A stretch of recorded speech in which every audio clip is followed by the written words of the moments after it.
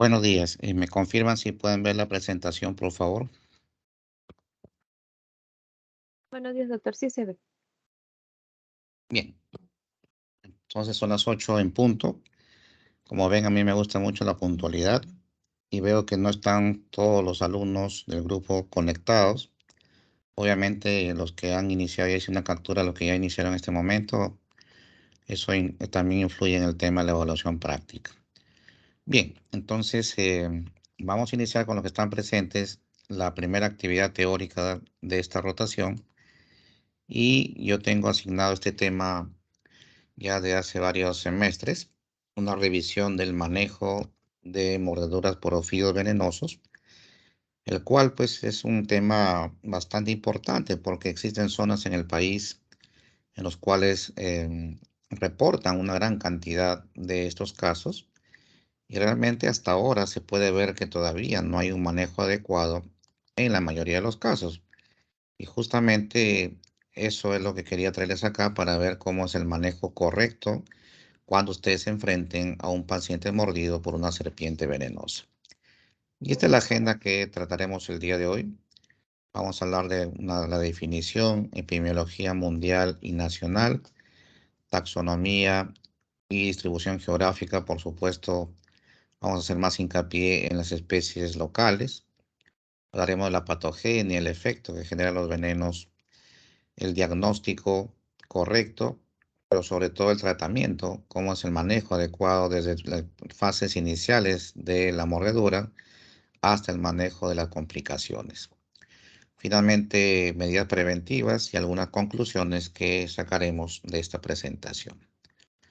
Y entonces quería empezar con un caso clínico que, aunque ustedes no lo crean, es un caso real sucedido en nuestra Amazonía. Se trata de un niño de 12 años que ha sido mordido por una serpiente que localmente se le llama jergón, pero cuyo nombre científico es Botrox atrox. Este mide más o menos 1,5 metros de longitud y esto sucedió en una zona remota del departamento de Ucayali. El paciente fue llevado al puesto de salud de la localidad, pero este no contaba con suero antiofídico, un error que trae consecuencias como vamos a ver. Tuvo que ser derivado por vía fluvial hasta otro puesto de salud que está a 24 horas de distancia. Lamentablemente, cuando llega aquí, tampoco se contaba con el suero antiofídico. Y entonces tuvo que ser trasladado nuevamente hasta el hospital de apoyo, donde llegó 48 horas después del puesto de salud anterior. O sea que ya han pasado acá 3 días desde el accidente. Y entonces aquí fue el problema porque sí contaban con el suero, pero le dijeron que había pasado mucho tiempo y que ya no necesitaba colocarse el suero. Ese es un error que vamos a ver más adelante que no debió cometerse. Y entonces, a pesar de que se ve en la foto los efectos tóxicos del veneno, todavía se ve una extremidad muy edematizada, sangrante, con dolor intenso. Realmente hay efectos todavía del veneno y debió utilizarse acá todo el tratamiento adecuado. Lamentablemente no lo hicieron así, así que finalmente llegó al hospital regional de Pucallpa 13 días después del accidente, donde la gangrena había avanzado en toda la extremidad y no hubo otra opción que amputar la misma. Vean cómo una consecuencia en este caso fue pérdida de una extremidad. En otros casos puede ser incluso la muerte.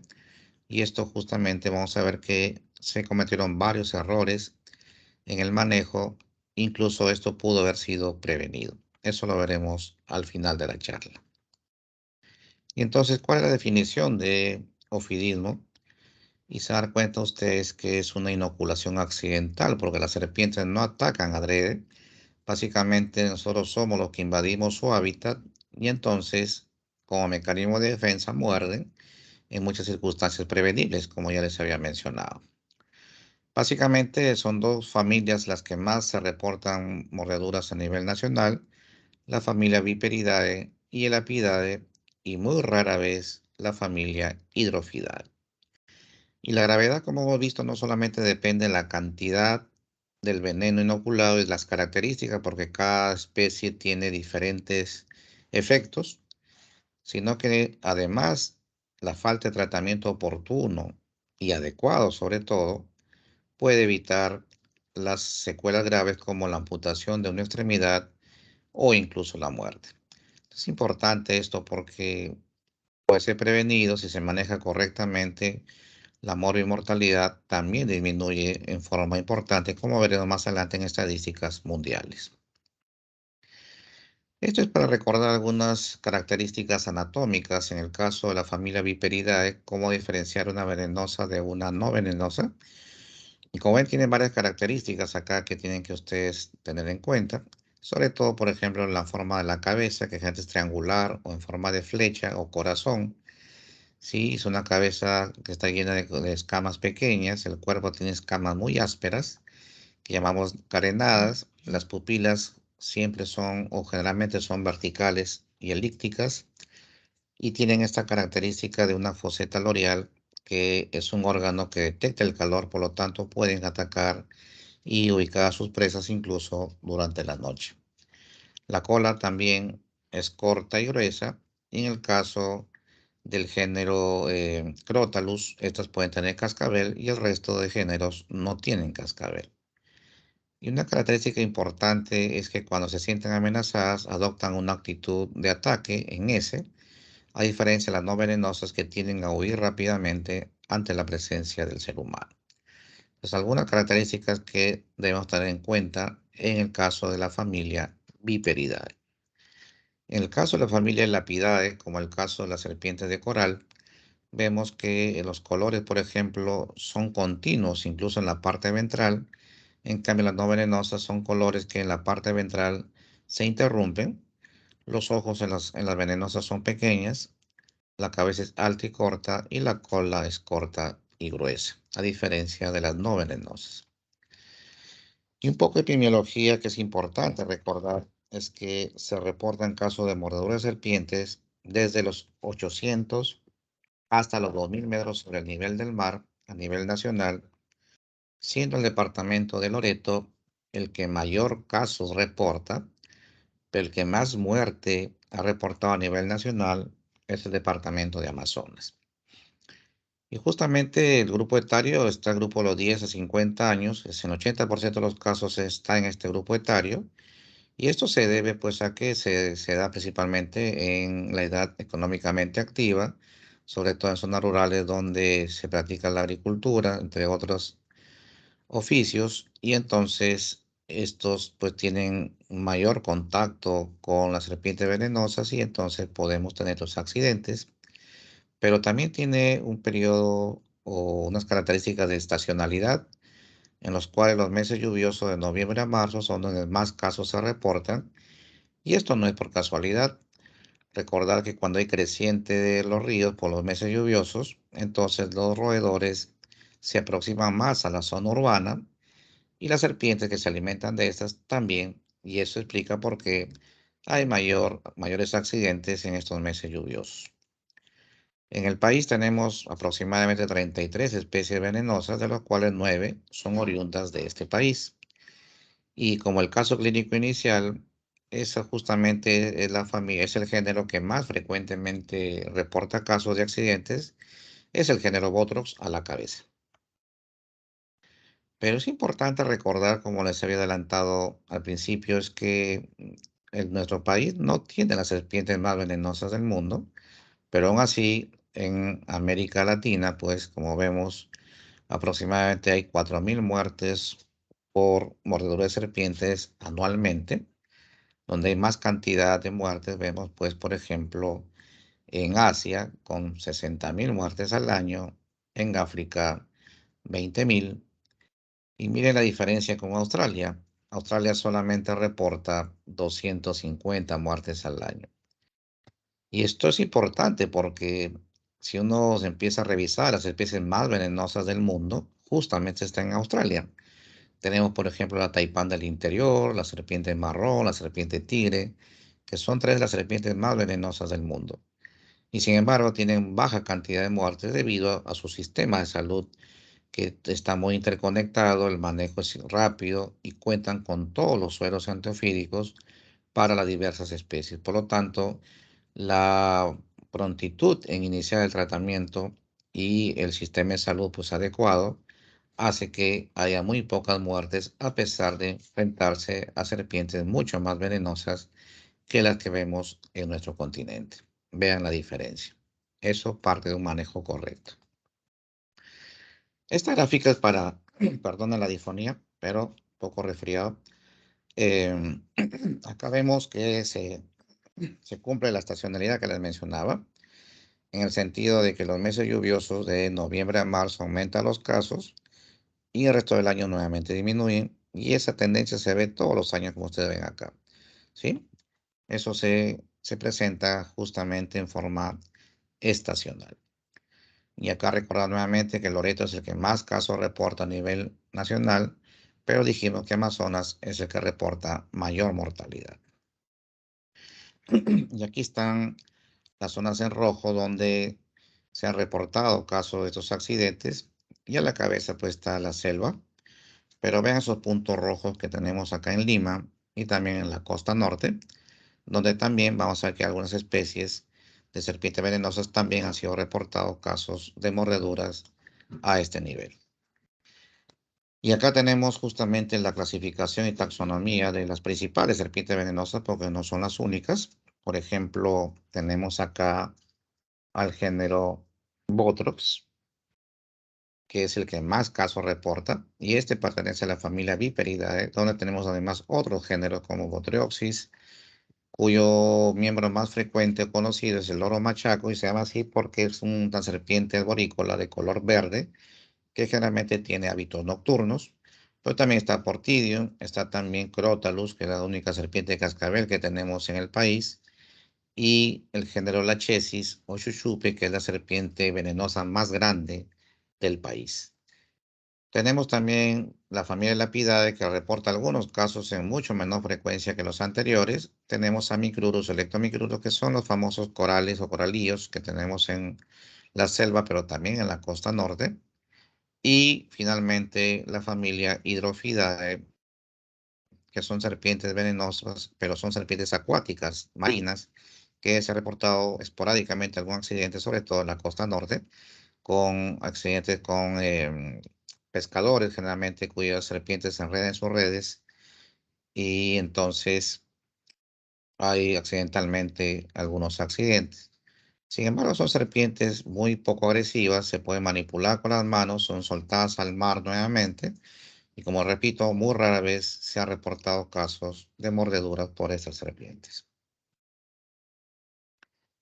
Un poco para recordar, y esto es importante porque cuando diferenciábamos entre la familia Viperidae, entre venenosas y no venenosas, había unas diferencias muy marcadas, pero cuando comparamos Viperidae y Lapidae, las variaciones también son diferentes, pero en este caso ambos son venenosos.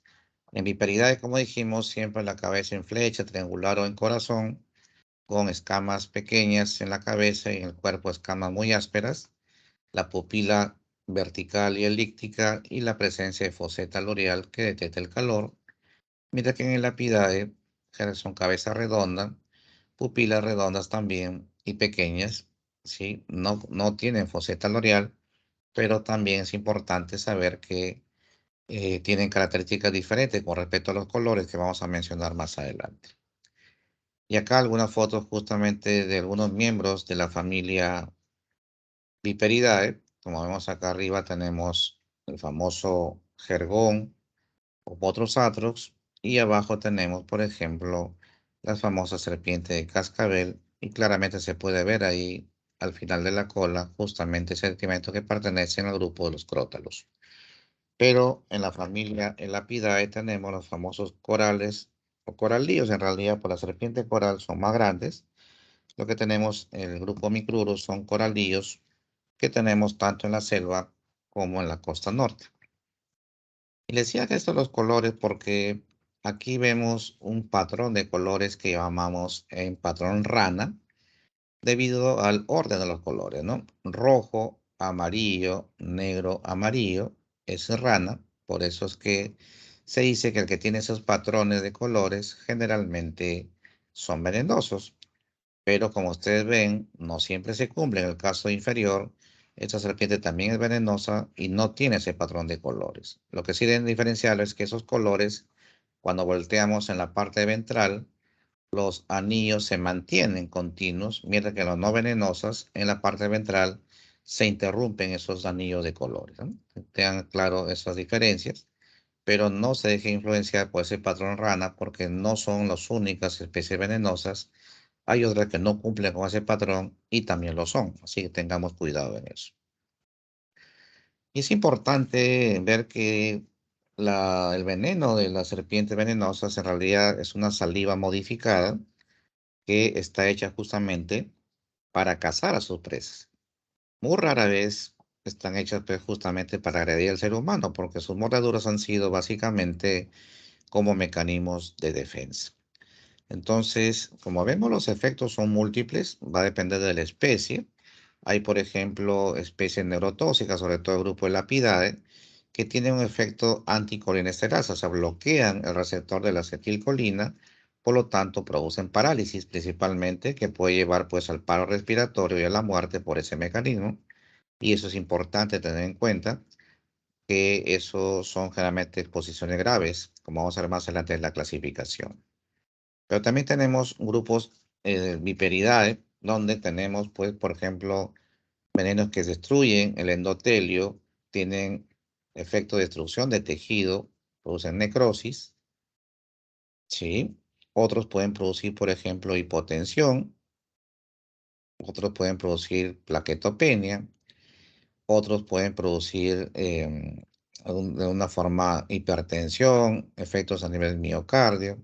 En realidad tienen múltiples efectos y son generalmente combinaciones de varios efectos a la vez. Como vamos a ver más adelante por familia, por género, perdón, vamos a ver cuáles son los efectos de cada género. Pero es importante que tengan en cuenta que son cócteles proteicos que tienen múltiples efectos y algo característico que es importante es que en la alteración de la coagulación es importante recordar que no tienen un efecto anticoagulante, porque como vemos en las fotografías,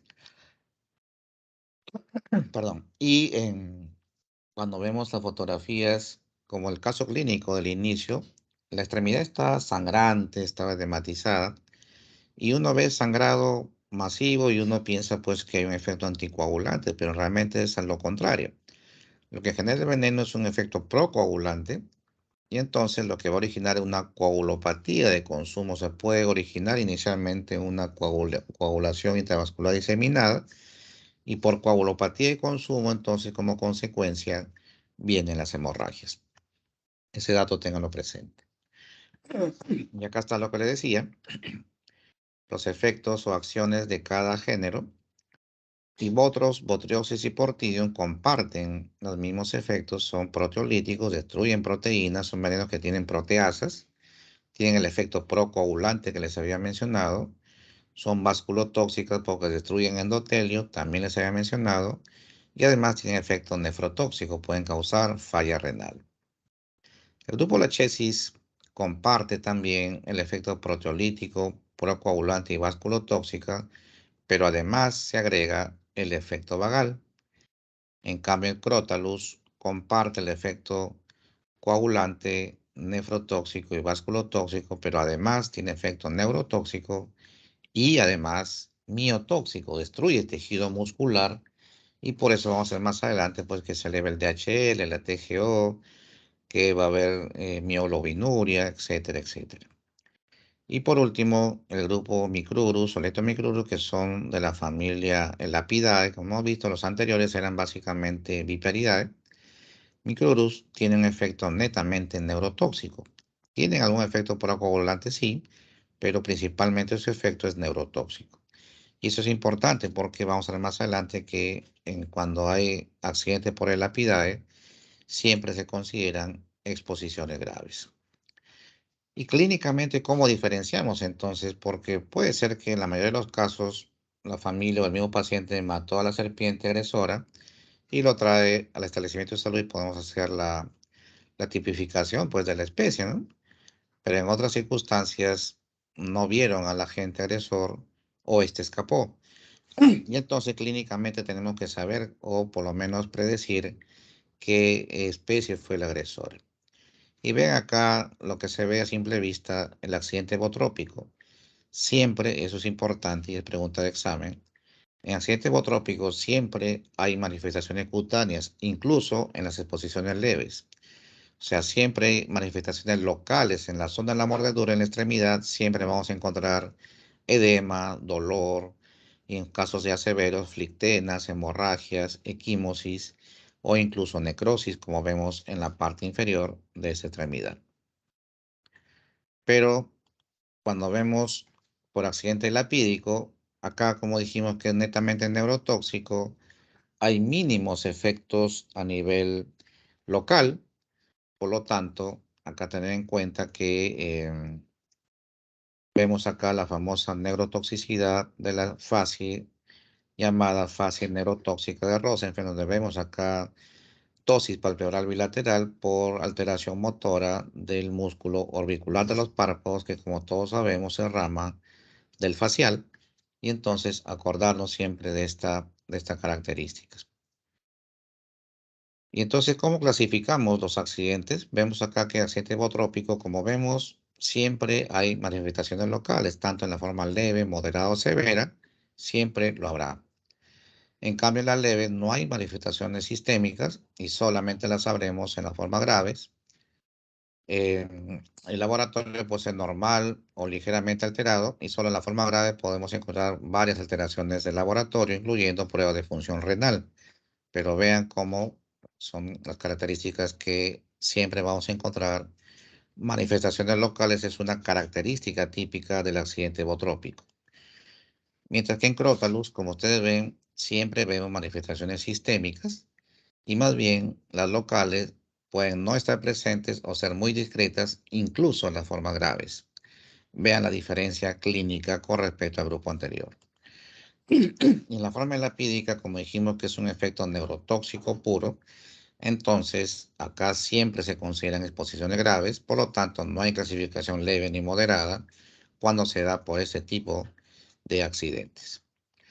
Y entonces hay una complicación que es muy frecuente, sobre todo con Botox, porque existe esta complicación que generalmente requiere un manejo netamente quirúrgico, pues no solamente va a ser suficiente el tema de poder manejar el tema solo con suero antiofídico o manejo médico, sino que siempre va a requerir manejo quirúrgico. Por ejemplo, acá vamos a ver que está el síndrome compartimental. Perdón, han llegado. Me espera, por favor, un par de minutitos. Tengo que hacer una llamada, perdón, urgente.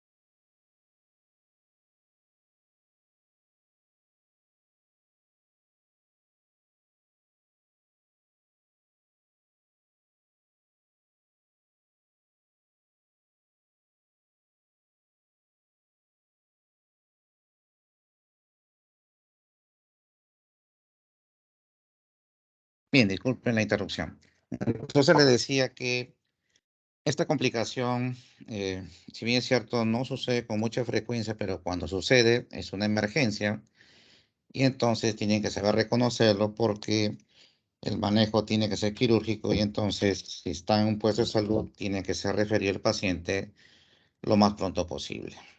Y este es el caso justamente que les voy a mencionar. Una niña de 10 años sin antecedentes patológicos de importancia que fue mordida una hora antes por una serpiente del género Botrox. Se evidencian dos heridas punzantes y sangrantes en la cara lateral del tercio inferior de la pierna derecha. Recibe el suero antiofídico polivalente. Sin embargo, durante la evolución presenta dolor intenso, parestesias, hiperestesias y el edema progresivo tenso que llega hasta el muslo, incluso hasta la ingle de esa extremidad. Y algo importante, se evidencia pérdida de los pulsos tibiales y cambios isquémicos en el dorso del pie. Esta característica es lo importante. Si ven que ustedes que el edema es intenso y alteración de los pulsos y notan ya cambios evidentes de isquemia, esto es un síndrome compartimental y el manejo debe ser quirúrgico, como vamos a ver más adelante con las fotografías incluso. Esto es una emergencia y tiene que ser referido. Ya lo veremos más adelante cómo se maneja correctamente. Entonces, ¿cómo hago el diagnóstico? El diagnóstico se hace, bueno, el antecedente de mordedura cuando se ha evidenciado y algunas veces que son raras, menos mal, pero sucede que el paciente salió de noche en la zona de la selva y fue mordido por alguna serpiente arborícola en la cabeza, en la cara, y él pensó que fue un arbusto que se hincó, y entonces el paciente no refiere el antecedente de mordedura. Pero generalmente cuando es de día, muchas veces el paciente pues identifica la especie o por lo menos vio que una serpiente lo mordió, aunque no haya visto las características. Y ahí influye la parte clínica de cómo diferenciar. Obviamente la ubicación geográfica también es importante porque si nos mordió pues en la ceja de selva de Puno, que es en el departamento Sandia en Puno, ahí tenemos muy frecuentemente la serpiente cascabel y sobre todo el sonido característico antes de morder que avisa que está en posición de ataque, el sonido típico del cascabel. Si es una serpiente pues en la costa norte de colores, pues yo obviamente voy a resolver rápidamente con Bigrurus y así sucesivamente. También las características de la especie, no vemos el tamaño, el color, si fue arborícola, si atacó de noche, si atacó de día, todas esas características también, la forma de la cabeza, etcétera, etcétera. Lo que hemos visto también nos ayuda al diagnóstico. También la localización de la herida y por supuesto el síndrome, la que hemos visto la parte clínica, cómo se ve un accidente botrópico, cómo se ve un accidente crotálico, es importante también mencionar. Finalmente, los exámenes auxiliares, pues podemos ver que se puede solicitar pruebas de ELISA para buscar anticuerpos que se forman contra el veneno. Sin embargo, estos tienen pues una producción lenta. Al ser un anticuerpo no se producen inmediatamente, por lo tanto, no se usan de rutina porque además requieren un laboratorio. Y en puestos de salud generalmente pues no tenemos nada de eso. ¿Sí? Así que es importante recordar. Entonces, uno debe actuar rápido de acuerdo al cuadro clínico y a la identificación de la especie, porque miren acá, la inmunoglobulina M se detecta a partir del segundo día y se detecta hasta cerca de los 20 días, y la IgG aparece recién a partir del 10º día de la mordedura. Y entonces, obviamente, pues no puedo esperar ese tiempo para hacer el diagnóstico, sino que tenemos que echar mano a la parte clínica de la identificación de la especie y del área geográfica donde sucedió. Es importante eso. Pero cuando muerde la serpiente no solamente inocula su veneno, sino que además en su cavidad oral tienen una flora microbiana importante. Tiene bacterias gram negativas como Morganella morgani, Escherichia coli, Providencia. Tiene gram positivos como Streptococcus, Enterobacter. Y además tienen anaerobios como Clostridium y bacteroides. Por lo tanto, también se recomienda la cobertura antibiótica amplia para cubrir toda esta gama de gérmenes que también pueden ser inoculados. Y también cuando contamos con algún laboratorio, vamos a ver algunos hallazgos que se pueden encontrar. Por ejemplo, vamos a ver a nivel de la coagulación, el sistema hematopoyético, cuando somos mordidos por Botros, Botrosis, Portidium o lachesis, vamos a encontrar cambios en la forma y tamaño del glóbulo blanco y del glóbulo rojo. Y a nivel de la coagulación, pues vamos a ver que disminuyen, por lo que mencionamos, la coagulopatía de consumo. La mayoría de factores de coagulación empiezan a disminuir, incluyendo recuento de plaquetas, y por lo tanto aumenta el tiempo de coagulación y sangría.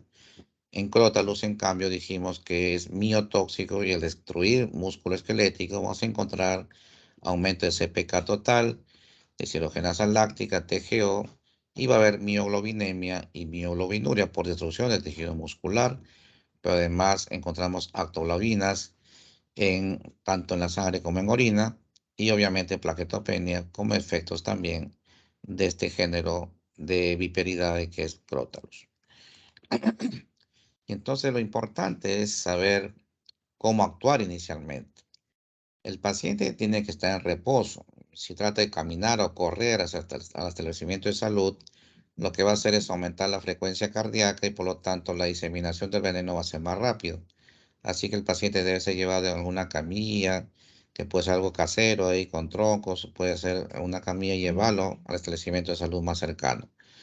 No realizar sangrías. Acabamos de ver que hay un efecto procoagulante y después hay hemorragias. Si uno hace cortes, va a originar mayor sangrado, mayor daño a tejidos y no se logra erradicar el veneno. No aplicar torniquetes porque hay edemas, generalmente en Botox, que altera la circulación y si ustedes aplican torniquetes, habrá mayor compromiso circulatorio y causa más daño a tejidos. No se aplica shock eléctrico, crioterapia o hielo local. No se debe succionar la herida por dos cosas. Primero, porque cuando muerde la serpiente a nivel local, se empieza a absorber el veneno por vía linfática. Y entonces, si ustedes se extraen sangre, absorben sangre con la boca, no están eliminando el veneno. Y además, la flora bacteriana de la cavidad oral humana tiene alta carga bacteriana, que más bien va a infectar más la herida en lugar de ayudar. Así que está proscrito eso. Y lo que sí deben hacer es ponerle un vendaje compresivo no muy apretado en la extremidad y llevar al paciente al establecimiento de salud más cercano, ojo, que cuente con el suero antiofídico. Y eso es importante. Otras medidas generales, pues, ya está en el establecimiento, abrir una hoja de monitoreo de funciones vitales, sobre todo de volumen urinario, mantener en alto la extremidad solamente vendada o si ya está en reposo, solamente mantenerlo en alto. Si hay laboratorio, pedir exámenes auxiliares que hemos mencionado, manejar analgésicos, ansiolíticos, aunque en estos últimos evita las benzodiazepinas porque deprimen el sistema nervioso central y si son neurotóxicos los venenos, obviamente no se deben utilizar. Asexia de la lesión, profilaxis con vacuna antitetánica, hidratación adecuada, transfusión sanguínea de ser necesaria, los antibióticos que he mencionado por los gérmenes que les dije que pueden estar asociados, y los corticoides solo se usan en dos circunstancias: cuando hay síndrome compartimental o cuando ha habido hipersensibilidad al suero, porque vamos a ver más adelante que es un suero equino y puede haber algunas reacciones de anafilaxia. Este suero, lo que se hace es inocular dosis del veneno diluido en los caballos y de aquí se obtienen los anticuerpos formados contra este veneno y esos anticuerpos son los que se envasan en frascos para utilizarlo con capacidad de neutralizar el veneno específico con el cual fue inoculado el caballo. Entonces hay una suerte de neutralización del suero por esas inmunoglobulinas que se producen de esta forma, ¿no? Y una vez que se decide colocar, se pone pues el suero específico para cada especie. Algunos sugieren hacer pruebas de sensibilidad previo, u otros inoculan o infunden el veneno, el suero, pero previamente se sugiere utilizar antihistamínicos antes de la aplicación.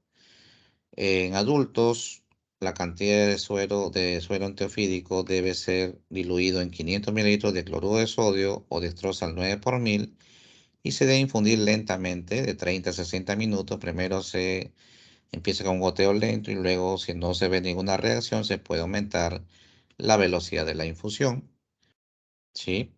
Acá se recomienda que sea aplicado en la primera hora de ocurrido el accidente, pero si ya pasó más tiempo, porque la selva no va a tener ese tiempo de llevarlo tan rápido, pero si ya pasó más tiempo y se evidencia efecto del veneno, se puede colocar aún cuando haya pasado más de una hora. Pero también esperamos una hora porque se supone que tenemos que ver efectos del envenenamiento. Porque sucede que existe lo que se denomina la famosa mordedura seca, en los cuales las serpientes, generalmente esto se ve en adultas, serpientes adultas, con mecanismo de defensa a veces muerden, pero no inoculan veneno, porque lo reservan justamente para sus presas de las cuales se alimentan. Entonces, ha sucedido que un paciente mordido no se ve efecto del veneno, pero como fue identificado como venenosa, le pusieron el suero, hizo un shock anafiláctico y falleció. Y entonces falleció por el suero y no por efecto del veneno. Tengamos cuidado en ese aspecto. Entonces, esa capacidad de controlar el veneno, todas las adultas sí lo pueden hacer, pero las crías no tienen esa capacidad. Por lo tanto, la mordedura por una cría siempre inocula veneno.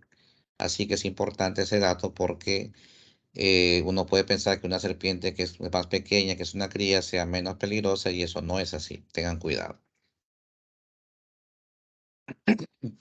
Entonces existen varios tipos de sueros de acuerdo a las especies. Por ejemplo, tenemos un antibotrópico polivalente para todos los tipos de botros y botrioxis, incluso algunos portidium.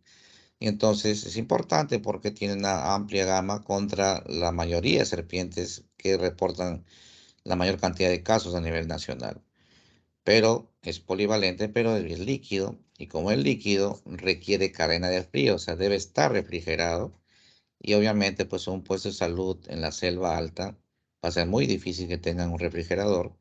Y entonces, por eso la dificultad de tener estos sueros en todos los establecimientos de salud. También hay uno específico contra el Crotalus, por eso es monovalente, por eso es para serpiente de cascabel, también líquido. Y también el INS produce suero antilachésico monovalente, también líquido, para solamente la chesis, llamado también Shushup. Entonces, miren que ese es el problema. Tenemos para la mayoría de serpientes venenosas, son producidas localmente en el país, pero al ser líquidas tienen la desventaja que requieren cadena de frío para su conservación. Pero si hay solución a eso, vamos a verlo más adelante. Este es el suero antibotrópico polivalente que les mencionaba, viene en verde, ¿sí? Y entonces tiene efecto contra todas las especies de género botros locales como el Atrox o Jergón, contra Botros barnetti, que es el macanche, que es el botro de la costa norte. Tiene efecto contra Botros pictus, que es el botro de la costa central. Y así sucesivamente contra otras especies incluso que también se consideran de esta familia. Entonces, esa es la ventaja de este suero polivalente. En amarillo, el suero antilachésico monovalente solo para esta serpiente. Y por último, en rojo, aunque ahí se ve poco rosado, se ve el suero anticrotálico solamente para serpiente cascabel de nuestro país. Entonces, ¿qué hacemos? Pues para tener los sueros en todos los establecimientos de salud donde se reporten casos, existe esto. El suero liofilizado viene en polvo con su diluyente y se prepara al momento de la inoculación o de la infusión. Y entonces eso no requiere cadena de frío y eso es ventajoso para los centros donde no hay refrigeración. Sin embargo, son más costosos y por eso es que no se distribuyen ampliamente. Pero si ustedes cuando sean serumistas y van a un establecimiento de la selva, lo primero que hacen es ver qué serpientes son las que más muerden a la población local y entonces ustedes deben solicitar oportunamente sus sueros liofilizados al INS para tener a la mano y poder actuar rápidamente. Esto es importante, existen los sueros liofilizados. Tenemos un problema básicamente con que el INS no produce sueros contra el Lapidae, contra el micruro no produce. Antes se importaba de Colombia o de Brasil y cuando la importación se retrasa, pues carecemos del suero y si hay un accidente de ese tipo, pues obviamente es muy peligroso y entonces es importante tener en cuenta esas posibilidades. Y cómo inoculamos, cuánto inoculamos del suero, va a depender de la especie y del grado de severidad. En Botros, por ejemplo, si es leve, la ampolla más o menos trae un promedio de 100 miligramos. Y entonces una sola ampolla por vía subcutánea. Si es moderado, una subcutánea más una intravenosa. Y si es grave, una subcutánea más 3 intravenosos. En la chesis, como es serpiente bastante grande, generalmente se usan 3 ampollas. En Crotalus igual. Y en el apídico, generalmente de una a una ampolla y media cuando se dispone en el país, pero en la mayoría del año no se cuenta con este suero. Y Perú es uno de los centros que produce pues, sueros antiofídicos. Ahí tienen varios países que los producen, pero nuestro país también lo produce. Perdón. Sin embargo, también produce otro tipo de sueros, como antiloxoceles, por ejemplo. Y eso nos llamó la atención porque nos comentó un docente nuestro que, por ejemplo, Chile es el que más criticaba la eficacia del suero antiloxocélico. Sin embargo, es el país que más compra nuestro suero para combatir sus accidentes por ese tipo de arañas ponzoñosas. Pero básicamente acá estamos hablando de los sueros antiofídicos que también produce el Instituto Nacional de Salud. Ya lo he mencionado que en adultos se diluye en 500, en niños de preferencia en 100 mililitros, dijimos de cloruro de sodio 9 por mil o destroza al 5%. El goteo se inicia lentamente y se va aumentando la velocidad de acuerdo a, digamos, a si no aparece algún efecto secundario.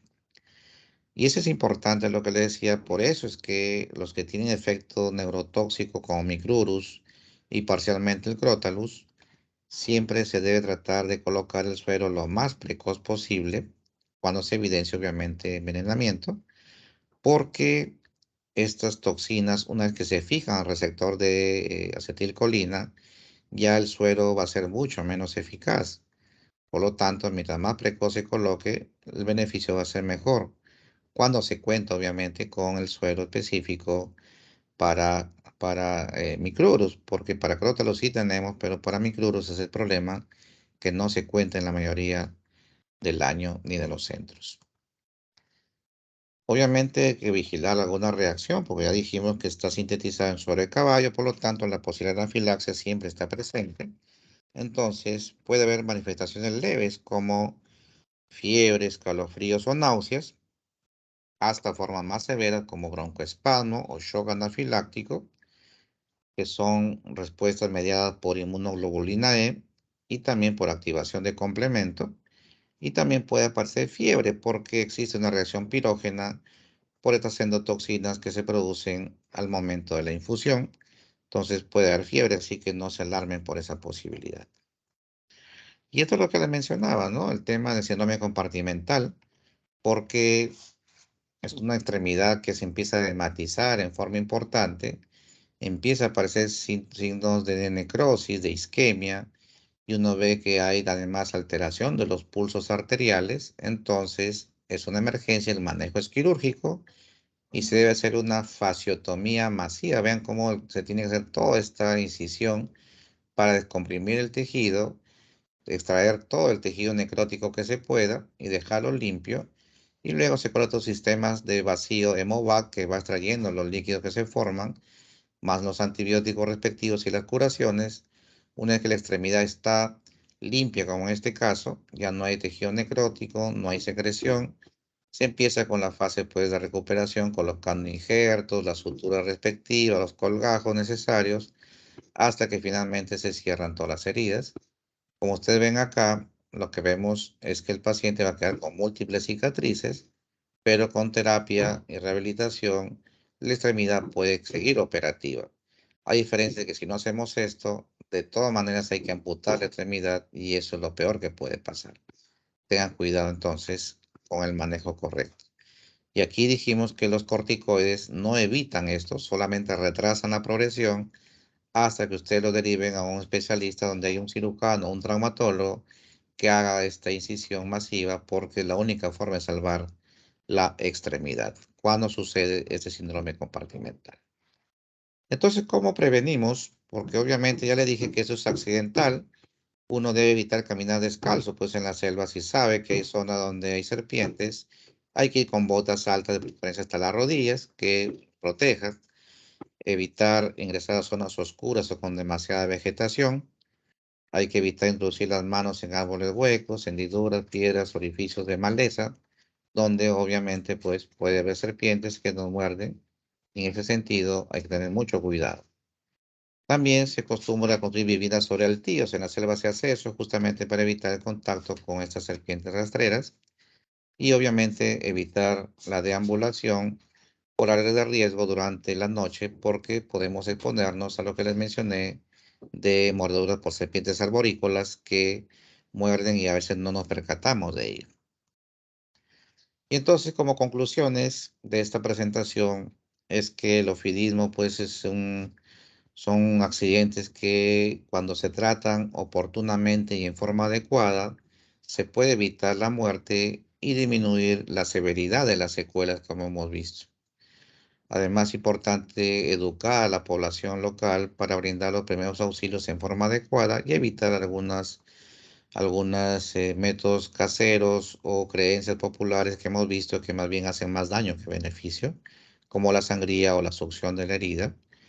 Y obviamente el tema del manejo correcto con el suero antiofídico específico, incluso si ha pasado más de una hora el accidente, pero se ve evidencia del efecto del veneno, se puede colocar incluso mucho tiempo después.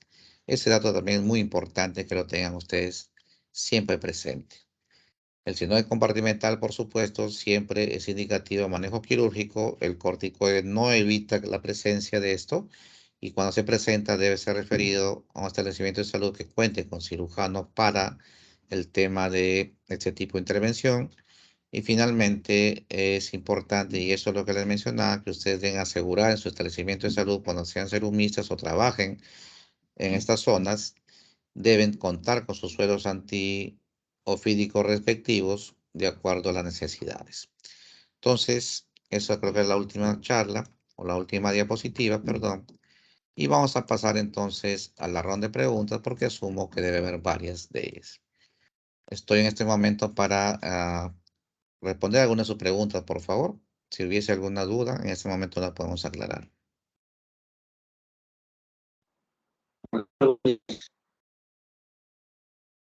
Sí, le escuché recortado. Eduardo. Sí, Sí, te escucho, pues recortado, pero dime, a ver, vamos a tratar de entender ya. tu pregunta. En función al físico, ¿cómo se hace o se trata en ese caso? No te escuché bien, se corta te escuché la última parte, cómo se hace en ese caso, pero no te entendí la pregunta. En todo caso, mientras que alguien más pregunta, escríbelo en el chat, por favor, y yo te lo respondo en unos minutos. No te escuché, no sé, tu audio está con problemas. Escríbelo en el chat, mientras tanto. ¿Alguien tiene alguna otra pregunta, por favor? Antes de responder la pregunta, Eduardo. ¿El resto todo quedó claro para el resto? ¿O tienen alguna duda, por favor, que podamos aclararle en este momento? O si alguien de ustedes escuchó la pregunta de Eduardo, me la puede repetir, por favor, con otro audio para escucharle, porque no le entendí la pregunta. ¿Alguien pudo entenderlo, por favor?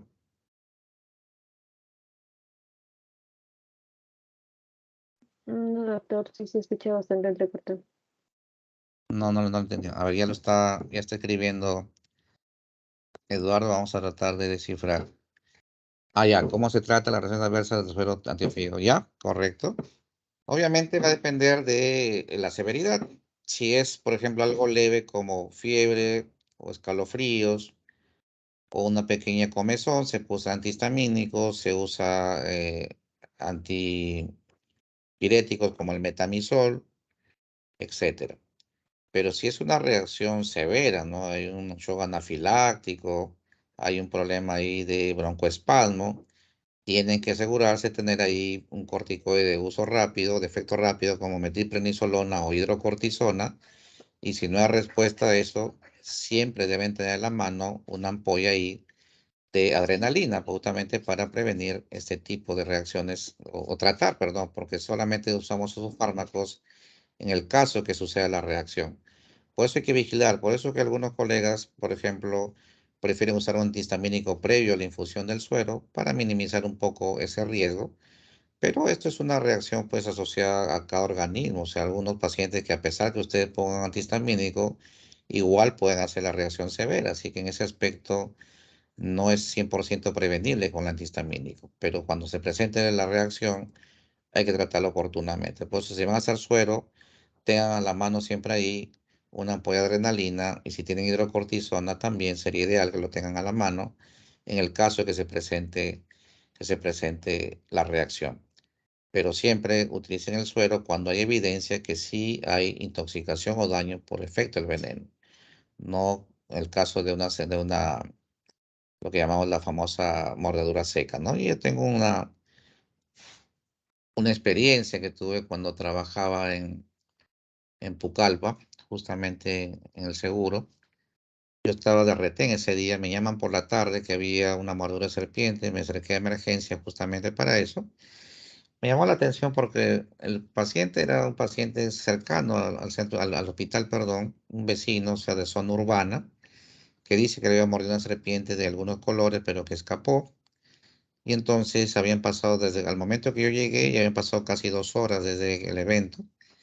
Y cuando yo llego, lo primero que veo es que el médico general de guardia ya estaba iniciando la infusión de un suero antibotrópico polivalente.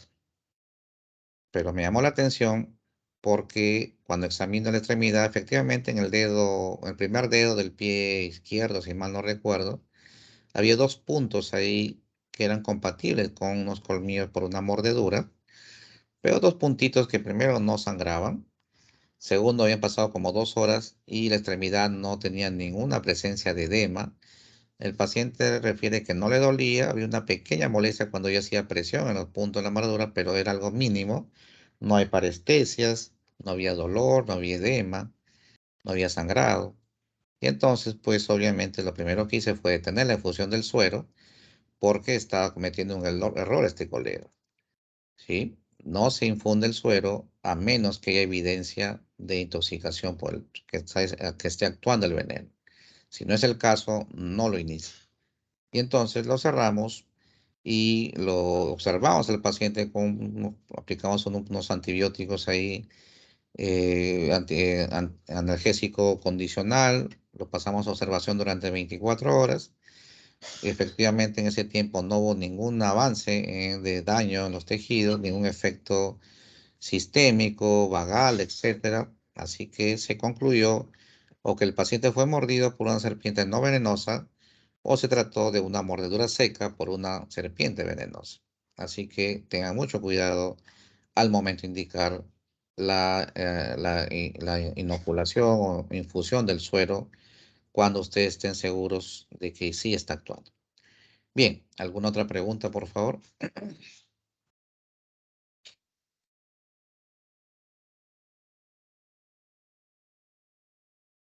Solo Eduardo tuvo esa duda. ¿Alguien más tiene alguna duda?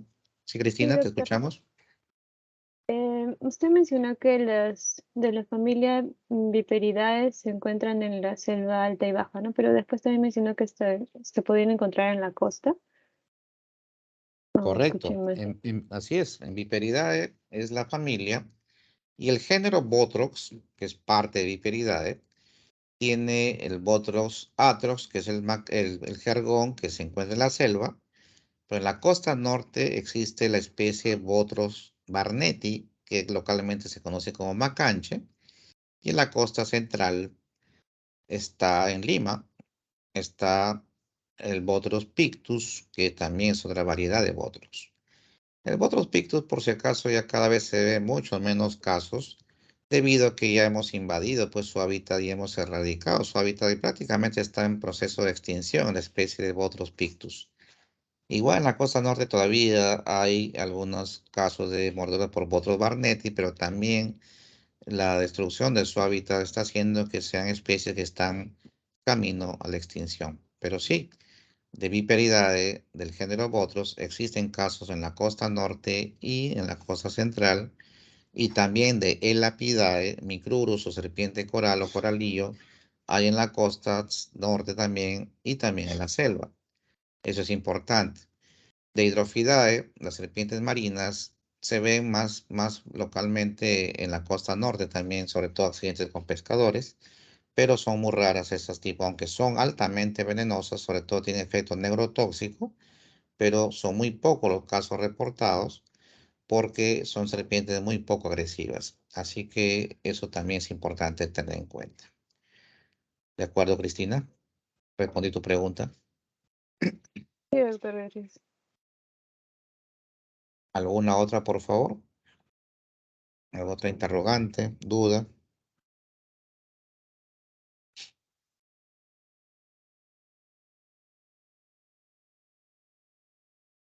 Bien, Doctor, buenos días. sí, Una Lisette. consulta. En el caso de que, por ejemplo, haya una persona que en casa, bueno, puede ser en la selva o de repente en la costa, haya sido mordida por una serpiente y se comunica con el doctor o el médico que se encuentra en el centro de salud más cercano, que digamos que esté a unas largas horas de distancia. ¿Hay algún manejo que le podría uno recomendar, como hacer un lavado inmediato o de repente hacer alguna presión o tomar algún medicamento inmediato hasta que llegue al centro de salud? En el caso se refiere a que haya síndrome compartimental. No, que haya sido mordido por alguna serpiente, Y que usted la quiere persona... referirlo. Ujú. Ya, correcto. Lo mencionamos ahí, hay algunas medidas generales. El paciente va a ser enviado en reposo absoluto, no debe caminar, va a ir con la extremidad vendada, que no sea una compresión muy intensa, pero además el tema pues del manejo del lavado de la herida, los antibióticos, el tema de analgésicos, por supuesto que duele, y el tema pues de que va a ser transferido para que reciba el suero en otros establecimientos, pero mientras tanto usted ya puede dar antibióticos, puede manejar con analgésicos, lavar la herida, el tema de si tienen la vacuna para el tétanos, antitetánica, le pueden colocar también ya. Todo eso se puede hacer mientras que preparan la transferencia a otro establecimiento que cuente con el suero. Eso es importante, esas medidas iniciales, y evitar más bien las que son dañinas, como hacer sangrías, torniquetes o succionar la herida. Eso es importante evitar.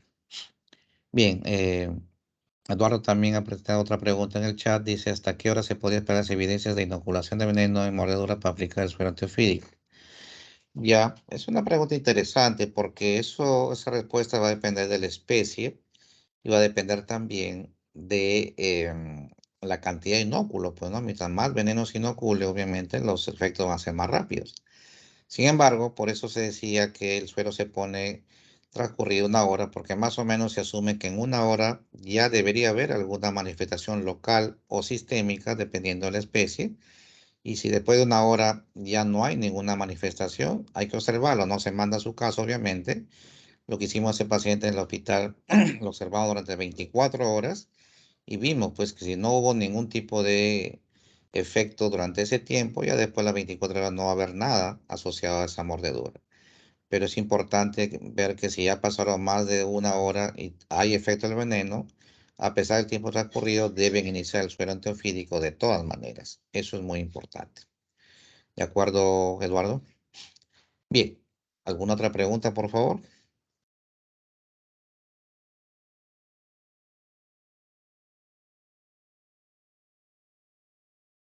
Bien. De nada, Eduardo. Bien, creo que todo está claro. Vamos a ver entonces la delegada, ¿quién es, por favor, para hacer algunas coordinaciones? Tenemos tiempo para ello. Sí, doctor, yo soy la Ah, delegada. Cristina. Y Cristina, entonces, a tu pregunta que me hiciste los días anteriores, yo tengo programado actividades según el rol que te habrá dado ya sobre el doctor Ramírez, lunes, miércoles, de 8 a 10. Los miércoles incluso tengo una hora, me parece, de 1 a 2. Los jueves tengo también de 1 a 2. Y los viernes tenía de 1 a 2, pero después creo que lo cambiaron para todo lejos y me pusieron a las 11, una cosa así. Eso no hay problema. El punto es que normalmente en la rotación los lunes y miércoles siempre hago teorías, las que yo estoy indicando, que son básicamente 4 obligatorias, que son esta de ofidismo, el siguiente es antimicóticos, la subsiguiente es infección de transmisión sexual y la última es de antivirales. Le digo que son obligatorias, pero que no son suficientes y por eso es que hemos agregado algunos temas adicionales que incluso no están en el sílabo, pero es importante. Yo además les hago una presentación de uso racional de antibióticos y resistencia bacteriana y también les hago una revisión de lepra, que también debería estar incluido. Y cuando hay tiempo, porque normalmente la primera rotación, la que tiene ventajas, porque tiene más tiempo, le hemos hecho una revisión también de anaerobios, que sería ideal también revisar. Pero esas son las partes de la teoría que yo dicto, pero además está incluido 2 seminarios obligatorios, que eso sí lo hacen los alumnos. El primer seminario es de tuberculosis XDR y el segundo seminario sobre dengue. Y entonces, aparte de ello, generalmente revisamos 2 casos clínicos que también son hechos por los alumnos. Entonces, ¿cómo es el sistema? Ustedes son 12, lo que se pueden hacer subgrupos, 3 de 4 o 4 de 3.